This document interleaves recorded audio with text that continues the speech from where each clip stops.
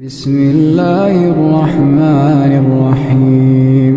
الله الذي خلق السماوات والأرض وما بينهما في 6 أيام ثم استوى على العرش.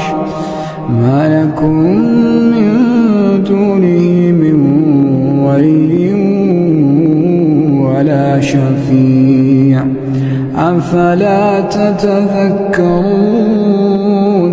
يدبر الأمر من السماء